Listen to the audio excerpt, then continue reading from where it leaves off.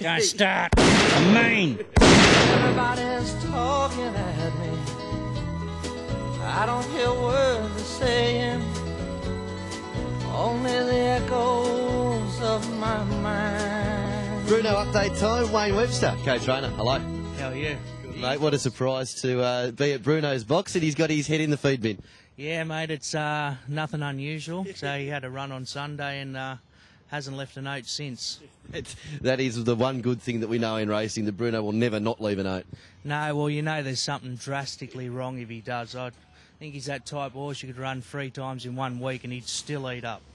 But let's go back to the run on the weekend. Got cluttered back on the fence, didn't really go around.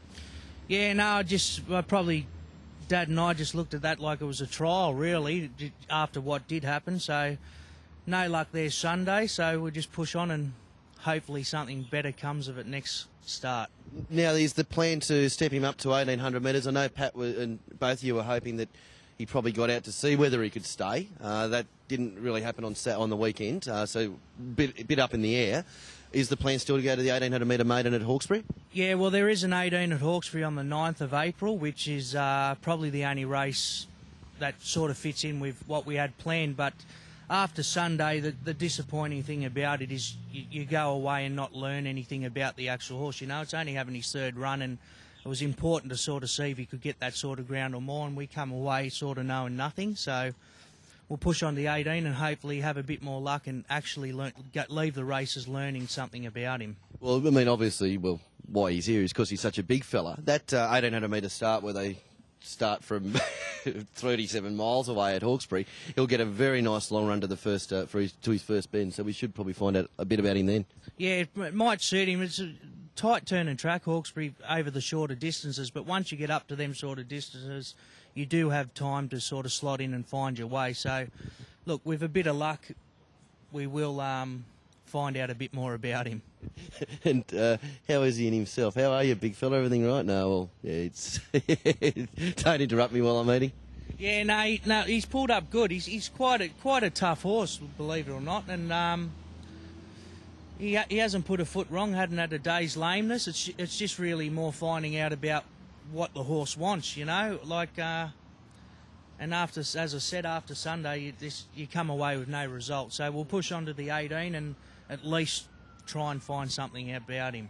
All right. Well, and all's well. Has he done anything since then? I just poked around. No, just a bit of slow work. So he raced Sunday. I suppose speak to the boss, Dad, and see what he wants to do with him. But he does have his finger on the pulse with him. As you can see, it was like, even though he did get held up for a run, it was still quite a good run. So I'd be surprised if he was 50 to 1 off that run on Sunday. And look, it was a pretty hot race for a maiden, it being obviously a feature day at Kembla Grange. I don't think the field strength will be that strong, as strong as that in the Hawkesbury 1,800 metre maiden. Yeah, no, so it would have been a good guide. We sort of wanted to take that sort of field on and run him against that. And as I said, it's getting to the bottom of him and placing him right, but we can't really place him right over distances and right tracks and right jockeys, and until we know a bit more about him.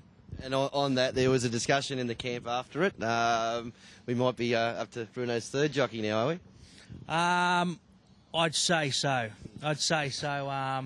Look, a lot of money goes into him, and Mr. Jerry Harvey puts a lot of money into our stable, and, you know, you can't let personalities come into what's going on, and some jockeys suit animals, some jockeys don't, and look, we'll keep trying till we get the right one.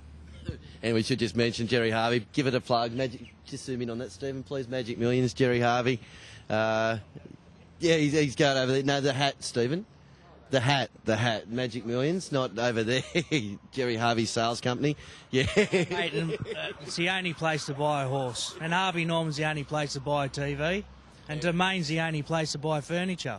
And the Webster Stable's the only place to train horses, I would imagine. Oh, for sure. Nothing shorter than that.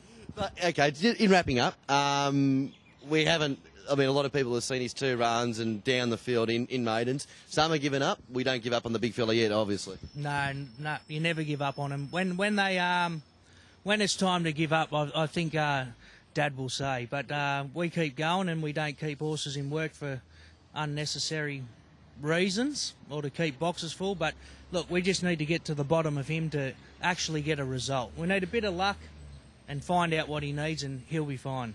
All right, well, it looks like being full steam ahead to Easter Thursday. You happy with that, mate? Yeah, he's relaxed with it all.